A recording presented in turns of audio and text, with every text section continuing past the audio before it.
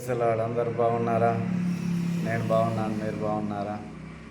ప్రేమైన వారలారా, ఈ యొక్క దిన వాక్యాన్ని మనం చదువుకుందాం. యాకోబు రాసిన పత్రిక 2వ అధ్యాయము 26వ వచనం. యాకోబు పత్రిక 2వ అధ్యాయము 26వ వచనం. క్రియల్లేని విశ్వాసము మృతము. క్రియల్లేని విశ్వాసము మృతము. కనుక ప్రేమైన దేవుని బిడ్డలారా, మరి మన విశ్వాసముకు క్రియలు అనేటివి ఉండాలి. క్రియలు లేకపోతే మృతమైన విశ్వాసం, అంటే చనిపోయిన విశ్వాసం అని దేవుని యొక్క వాక్యం సెలవిస్తుంది. మన విశ్వాసం చనిపోయినట్టే.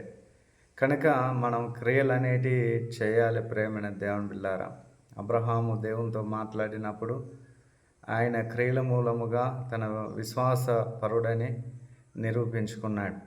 దేవుడు చెప్పిండు ఏంటిదంటే, నీవు లేచి నీ స్వజనమును, నీ బంధువును, నీ ఇంటి వారిని వదిలి నేను చూపించు దేశాన్ని నువ్వు వెళ్ళని మరి ఆదికాండం 12వ అధ్యాయం 1వ వచనంలో చెప్పాడు.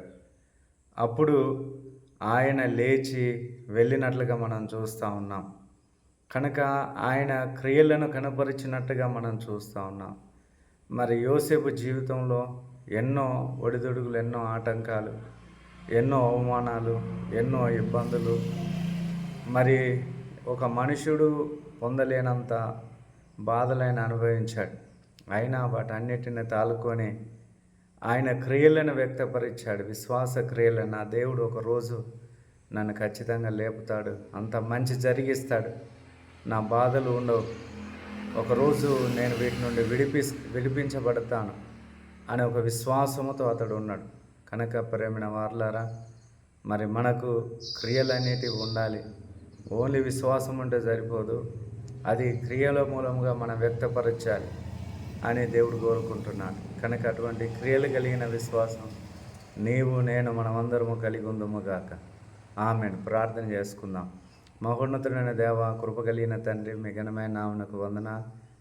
ఈరోజు దిన వాక్యం ద్వారా మాతో మాట్లాడినారు. క్రియలు కలిగిన విశ్వాసం కలిగి ఉండాలని, ఆ రీతిగా మేము ఉండున్నట్లుగా నీ కృప దయచేని వాక్యాన్ని మా వెనుకలో ఫలింపచేయమని యేసు నామములో ప్రార్థిస్తున్నాము తండ్రి.